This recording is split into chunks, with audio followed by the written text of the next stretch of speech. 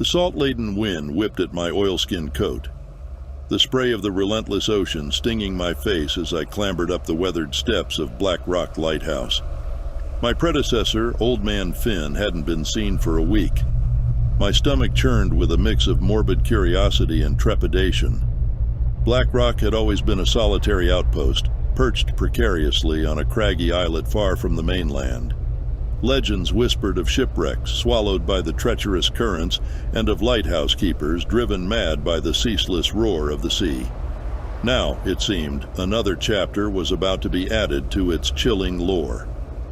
Inside, the lighthouse was a dusty museum of memories. Half-eaten meals sat on the grimy table. A newspaper with a week-old date crinkled beside them. A half-filled logbook lay open, the last entry scrawled in a frantic hand. Something, not of this world, out there.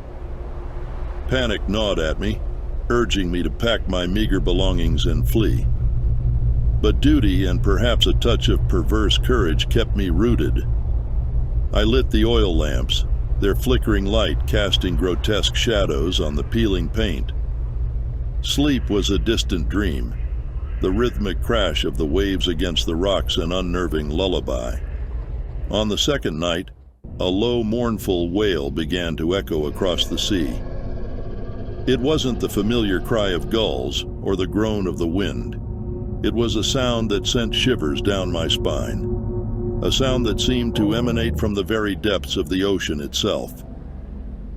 The wail intensified with each passing night, punctuated by flashes of an unnatural green light that danced upon the waves. My mind conjured images of monstrous tentacles and cyclopean eyes, creatures from the abyss drawn to the light of the lighthouse. By the fifth night, my sanity hung by a thread. Exhaustion and fear gnawed at me like rats. The wail echoed incessantly, now closer, more insistent. Suddenly, a monstrous shadow engulfed the lighthouse, blotting out the moon. I huddled in the corner, paralyzed by terror. A deafening crash shook the tower, followed by the scraping of something heavy against the stone. The lantern above sputtered and died, plunging me into suffocating darkness. In the inky blackness, I heard a wet, guttural chuckle, the sound sending shivers down my spine that felt like ice daggers. Panic seized me. I stumbled around, knocking over furniture in my desperate search for a weapon. My hand grasped a heavy candlestick, my only defense against whatever lurked in the darkness. Just then, a pair of glowing green eyes materialized in the gloom, burning into me with an intensity that stole my breath. I lunged, swinging the candlestick wildly. The creature screeched, a sound that ripped through the night like a banshee's wail. In the brief silence that followed, I heard a splash, the sound of something heavy falling back into the sea. Trembling, I groped my way to the window and threw it open. The first rays of dawn painted the sky a hopeful pink, chasing away the remnants of the night's terror. The ocean glistened serenely, no trace of the monstrous shadow. Had it all been a nightmare, a product of my fear-addled mind? As the sun climbed higher, casting its golden light upon the waves, I noticed something bobbing in the distance. It was a life preserver, its faded orange stark against the blue. Curiosity, stronger than fear this time, spurred me to action. I lowered a rope and hauled the life preserver in.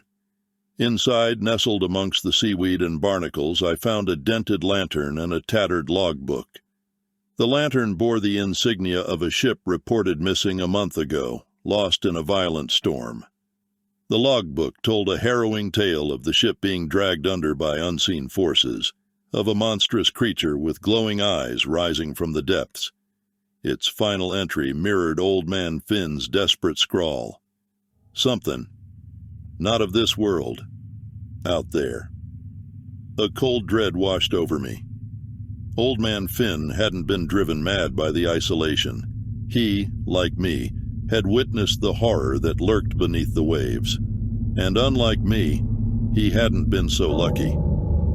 As I stood there, the setting sun painting the sky with ominous hues, The wail began again, faint at first, then rising in intensity. It was a chilling reminder that the darkness beneath the waves wasn't just a story. It was a living, hungry reality. And I, the new keeper of Black Rock Lighthouse, was now its sole guardian against the unspeakable horror that dwelled in the depths.